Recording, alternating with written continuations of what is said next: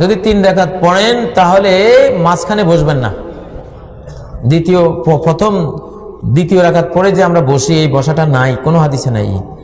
যে 3 রাকাত বিতির আমাদের দেশে পড়ি, এটাও সহি হাদিস দ্বারা প্রমাণিত।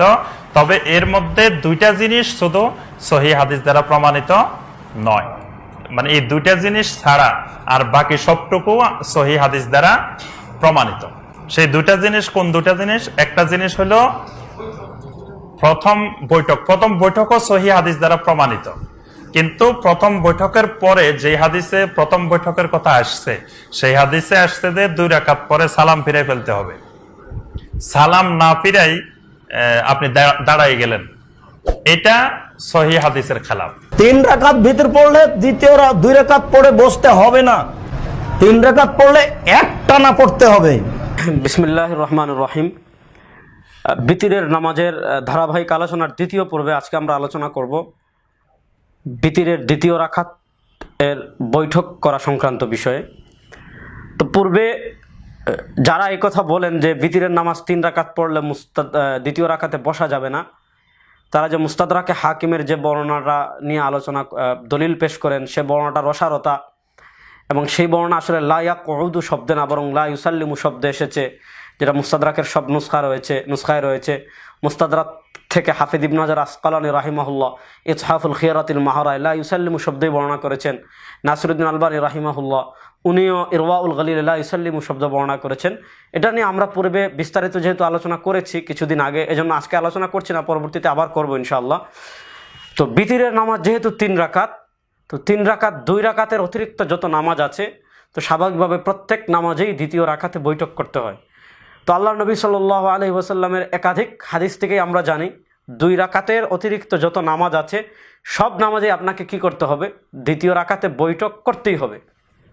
যেমন আমি প্রথম দলিল হিসেবে সহিহ মুসলিম শরীফের যে হাদিস আসছে, সে হাদিসটা আমি আপনাদের সামনে পেশ করছি। 1138 নম্বর হাদিস মুসলিম শরীফের। হাদিসটি এসেছে আম্মাজান আয়েশা রাদিয়াল্লাহু তাআলা আনহা থেকে। আম্মাজান আয়েশা রাদিয়াল্লাহু তাআলা আনহা বলেন, রাসূলুল্লাহ সাল্লাল্লাহু আলাইহি ওয়াসাল্লামের নামাজের বর্ণনা করছেন যে কানা রাসূলুল্লাহ সাল্লাল্লাহু আলাইহি ওয়াসাল্লাম ইস্তাফতিহু সলাতা বিত-তাকবীর ওয়াল কিরাআ আলহামদুলিল্লাহি রাব্বিল আলামিন। রাসূলুল্লাহ তাকবীর এবং সূরা ফাতিহা তিলাওয়াত দ্বারা নামাজ শুরু করতেন। এরপর বর্ণনা করে এরপর রাসূলুল্লাহ সাল্লাল্লাহু আলাইহি ওয়াসাল্লামের এক পর্যায়ে বলেন, ওয়া কানা ইয়াকুলু ফি কুল্লি রাকআতাইনি আত-তাহিয়্যা। প্রত্যেক নামাজের দ্বিতীয় রাকাতে আত-তাহিয়্যা মানে বৈঠক করতেই হবে। ফি কুল্লি রাকআতাইনি, প্রত্যেক নামাজের 2 রাকাতের পর আত-তাহিয়্যা মানে বৈঠক করতেই হবে।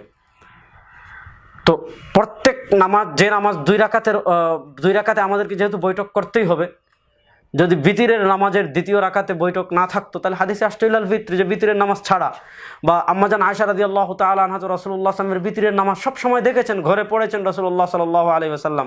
তো আয়েশা রাদিয়াল্লাহু তাআলা তো বলতেন যে তবে রাসূলুল্লাহ সাল্লাল্লাহু আলাইহি ওয়াসাল্লাম যখন বিতির পড়তেন এক সালামেই পড়তেন, একসাথেই পড়তেন, দ্বিতীয় রাকাতে বসতেন না। তো যে হাদিসটি এসেছে এটা লা ইউসাল্লিমু আসছে, লা ইউসাল্লিমু ফির রাকআতাইনিল উলাইনি মিনাল বিত, যেটা নিয়ে আমরা পূর্বে আলোচনা করেছি। যেহেতু আল্লাহর নবী সাল্লাল্লাহু আলাইহি ওয়াসাল্লামের নামাজ ছিল ফি কুল্লি রাকআতাইনি আত-তাহিয়্যা, প্রত্যেক 2 রাকাতের পর তাহিয়্যা, সুতরাং স্বাভাবিকভাবেই বিতিরের নামাজের দ্বিতীয় রাকাতে কি করতে হবে? বৈঠক করতে হবে। যদি বৈঠক আপনি না করার কথা বলেন তাহলে তো আপনাকে শক্তিশালী দলিল দিতে হবে, যেটা আপনি দিতে পারবেন না। এবং যে দলিল দেন মুস্তাদরাকে হাকিম থেকে, সেই দলিল নিয়ে তো আমরা পূর্বে আলোচনা করেছি। 2 নম্বরে যাব আমরা তিরমিজি শরীফের 385 নম্বর যে বর্ণনাটা আসছে, যে বর্ণনায় হযরতে ফজল ইবনে আব্বাস রাদিয়াল্লাহু তাআলা বর্ণনা করেন, রাসূলুল্লাহ সাল্লাল্লাহু আলাইহি ওয়াসাল্লাম বলেছেন আস-সালাতু মাসনা মাসনা, যে নামাজ হলো 2 রাকাত করে, তাশাহুদুন ফি কুল্লি রাকাতাইন, প্রত্যেক 2 রাকাতের পর কি করতে হবে? তাশাহুদ করতে হবে। যে হাদিসটি মুসনাদে আহমদ আর একাধিক কিতাব এসেছে, সনদ নিয়ে কিছু কথা রয়েছে। তো এই হাদিসগুলো থেকে আমরা মৌলিক মূলনীতি পেয়ে গেলাম যে প্রত্যেক নামাজের দ্বিতীয় রাকাতে যেহেতু বৈঠক করতে হবে, সুতরাং ভিতরের নামাজেও কি করতে হবে? দ্বিতীয় রাকাতে অবশ্যই বৈঠক করতে হবে।